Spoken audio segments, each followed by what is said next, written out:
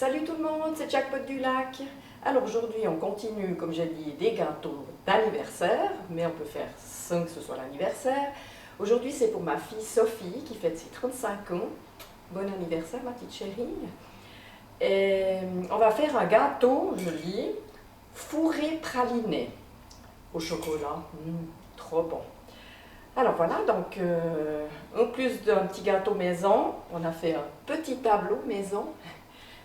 Voilà, un petit plaisir comme ça, les trucs maison, des fois c'est sympa quand on a le temps. Bon, on y va maintenant, il faut y aller parce que le gâteau, il faudra qu'il soit prêt pour cet anniversaire. Hop! Pour le fond de gâteau, enfin pour le gâteau exactement, il nous faut 6 œufs, 150 g de farine, 60 g de beurre plus un petit peu pour le moule, 60 g de cacao, j'ai pris du Nesquik, et un demi-sachet de levure. Et puis après, on va faire la crème. Alors attention, coup de baguette magique. Clac pour la suite. Alors il faut 180 g de Lindor, un chocolat praliné, si vous n'avez pas du Lindor c'est égal. 180 g de chocolat à cuire. 225 g de beurre, oui c'est pas régime. Un sachet et demi de sucre vanillé. Et puis une déco au chocolat, ou si c'est pour un anniversaire, une déco d'anniversaire. Allez, on va préparer tout ça. Première chose à faire, on préchauffe le four à 180 degrés. On fait fondre notre beurre. Ensuite, on met nos 6 œufs avec notre sucre et on bat avec le fouet électrique ou à main. Ça dépend si on a un fouet électrique ou pas. Quand c'est fait, on incorpore la farine, la levure et le cacao. Ça fume! Quand tout ça est mélangé, on va rajouter notre beurre qui doit être un peu tiédi, pas trop chaud, hein? Et on incorpore. On a beurré un moule à moquer et on va verser cette préparation et mettre 30 minutes environ au four. On fait le test du gâteau cuit ou pas cuit. Alors, je vois tout de suite qu'il est pas cuit. Non, il n'y a même pas besoin de... On rajoute. Je l'ai remis 10 minutes. Bon, c'est vrai qu'il a l'air très mou, mais ça ressort sec, donc c'est bon. Alors, on va le laisser un peu tiédir. On va le démouler. Opération démoulage réussie.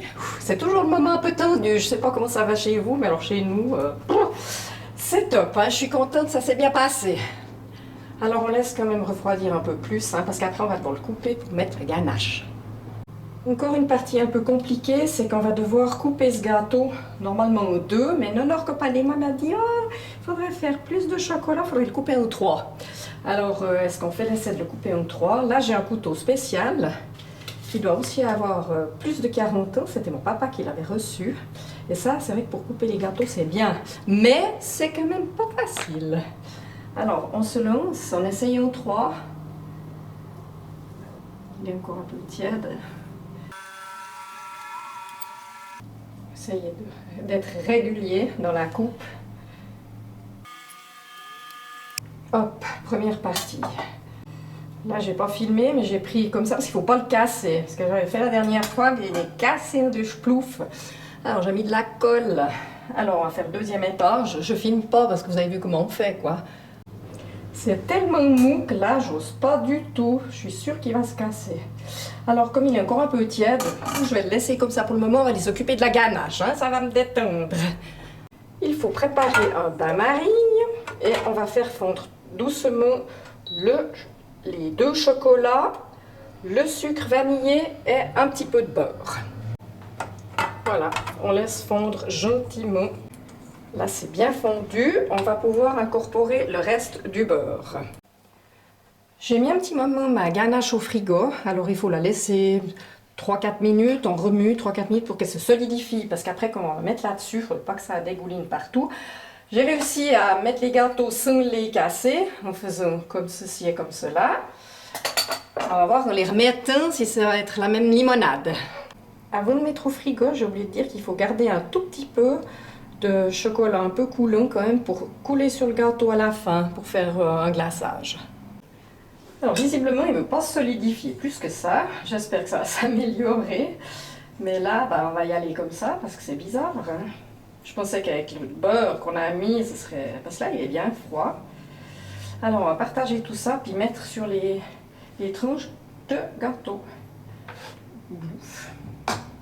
Allons-y. On va remettre cette partie-là sur celui-ci. En essayant de ne pas casser. C'est vraiment un gâteau tendre. Yac. Oups. Et on fait la deuxième couche de chocolat. Attention. Pas casser. Eh ben dis donc. Pas casser. Et enfin, la couche finale, c'est le glaçage. Avant de mettre les décos, je vais quand même le mettre un petit moment au frigo, hein, parce que là, c'est vraiment cool. On a laissé une dizaine de minutes au frigo, il ne faut pas que le glaçage soit complètement pris. Et puis là, on peut faire notre petite déco. J'ai enlevé le papier sulfu, comme ça c'est propre autour, du moins presque. C'est comme ça, là c'est plus presque.